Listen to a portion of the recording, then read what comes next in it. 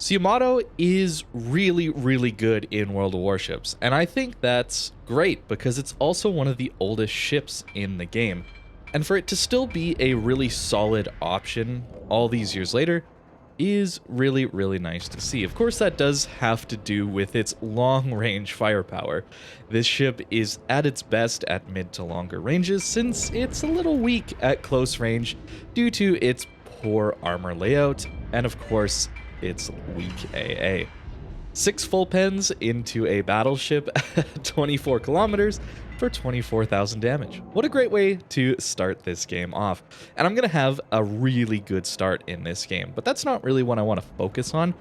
It's really that kind of lulled me into a false sense of confidence. I get a little arrogant and overconfident in the Yamato's ability this game. And I'll talk a little bit later about when that mistake happens. But for now, I think we can just enjoy a decent starting position in the middle of the map.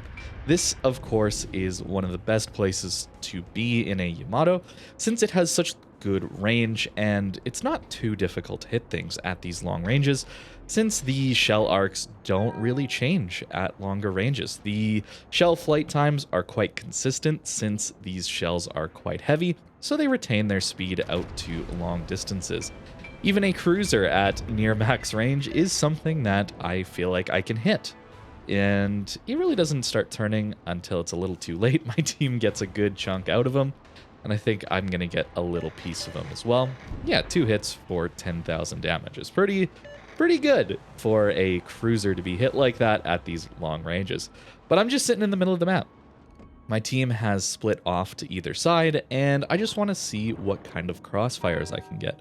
On this map specifically, I think everybody has noticed how most teams tend to go to each of the corners of the map on the B cap and the C cap respectively, those 2 little islands and some of the other islands along the way. People love to sit bow into the corner, which means they're likely going to be broadside to the middle of the map. And that's why I like to play here, at least on this one. Some other maps, the middle isn't quite as good of an option, but in this case, it's a pretty solid way to play since my team is going to the flanks. It does rely, of course, on your team going to the flanks. 14,000 damage only out of 5 full pens on a North Carolina. That's a little bit disappointing, I gotta say. When I saw that salvo, I thought for sure I was gonna get a dev strike, and I was a little disappointed. Sometimes that does happen. The vertical dispersion is not amazing on the Yamato, so it's a little bit trolly sometimes. And of course, no battleship has the best consistency when it comes to dispersion, something that I find a little frustrating, but it is something that you have to deal with when playing this class. And there we go. There's the Dev Strike First Blood. It made up for it after the first salvo, so I'm pretty happy with that start. That gets us 6 heals now, and of course, a really nice way to begin the game, up to 77,000 damage in the first 4 minutes of the game, which is really good stuff. And part of what leads me to be so confident in this game. My team has reasonable control of this side of the map.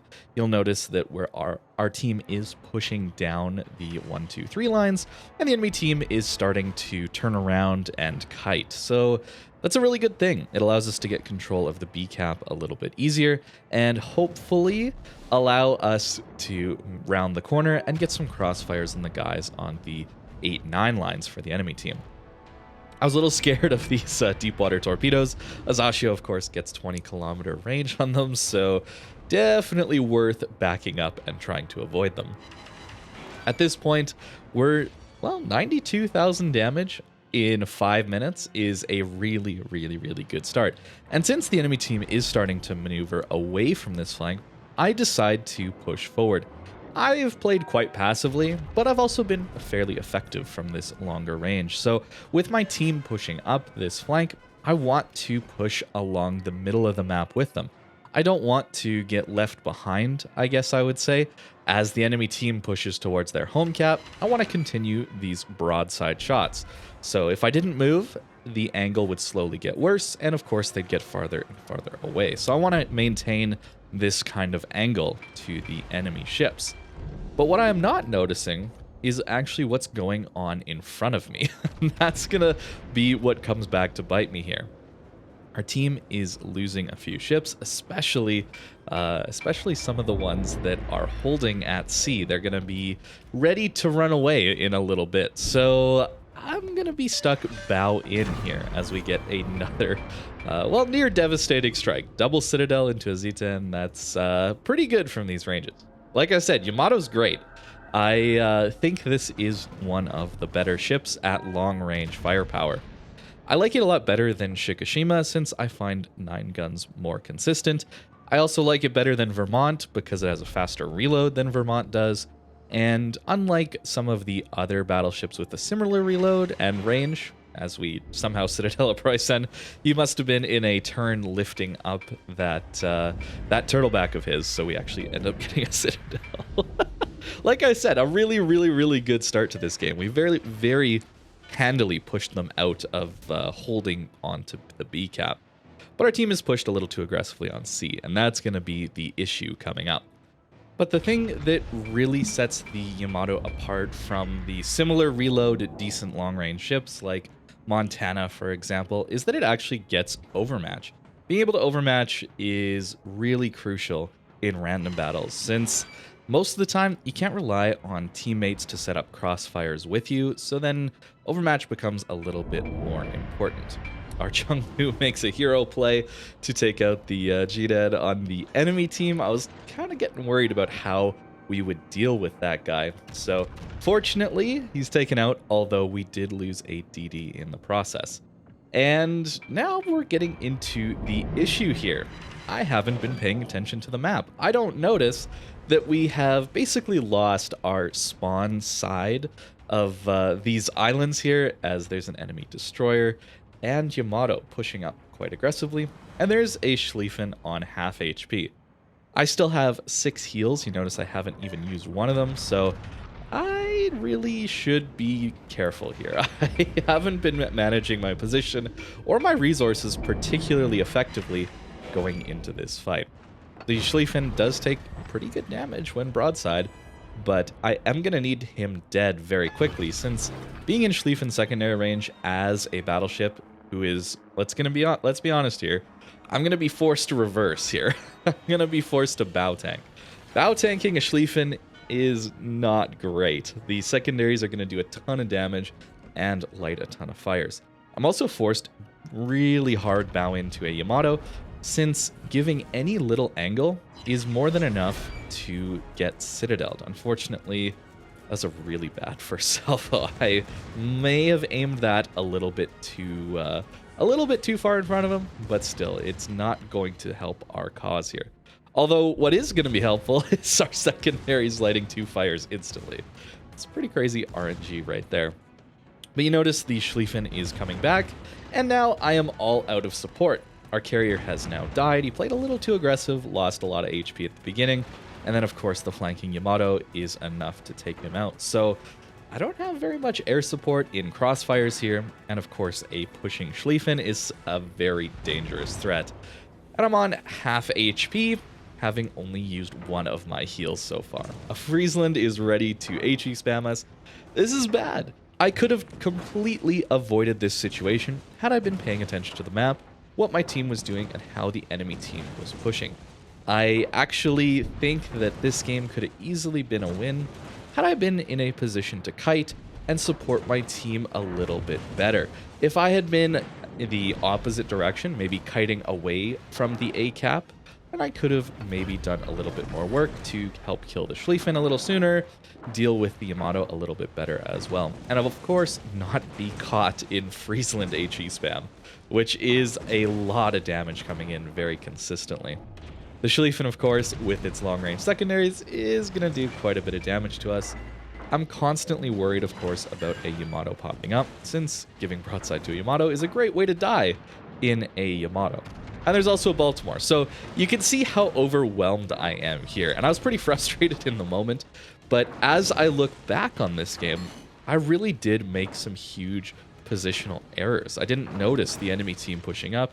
I stayed bow in even when I shouldn't have, and I really did this because I felt so confident in our team winning and pushing and my ability to get crossfires. The start to this game was so good that I just assumed that the game would continue to go as easily as it had been. And this is a great game still. 254,000 damage, high caliber Confederate. That's really, really good. Devastating strike even in there with the first blood. But the problem is I wasn't around to finish out the game. And this is the big issue here, where I just don't have the power to hang on in this situation since I left myself bow in a horrible position. Bow tanking can work, but not when you're completely outmaneuvered and outnumbered by the enemy team. That's a sure way to die very, very quickly. So the Yamato actually takes us out there, and unfortunately our salvo didn't quite get over the map.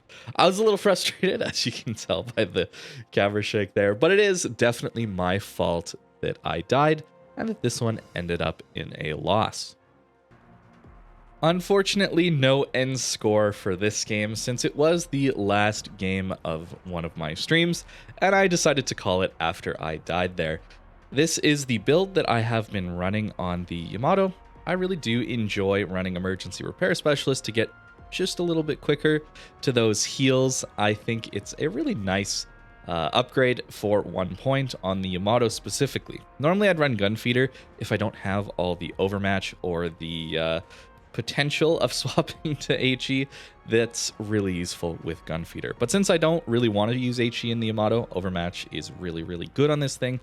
I tend to use Emergency Repair Specialist. I think Preventive Maintenance could also be really solid, but the 1 point skills aren't too impactful. Grease the Gears, I think, is a must since the turrets are so slow. Adrenaline Rush, basic survivability, and of course the standard tank build when it comes to the 3 and 4 point skills that we all see every time.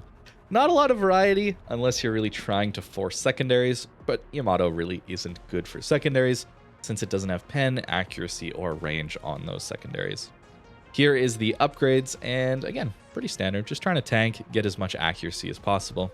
I think there's an argument to be made that in random battles, just having more reload is better, but I like the improved accuracy. But they're both really good, so if you don't have the unique upgrade, it's not as impactful as it used to be. It used to give much better dispersion yet, not just 7%, I think it was around 11%, which is really, really good.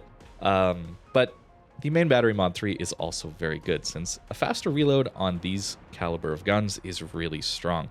Yamato is great, it just needs to be played a little bit cautiously, and this game really was a good reminder for myself to not be too arrogant, too cocky, and then lose my ship very quickly. Thank you very much for watching, and I hope you have a great rest of your day.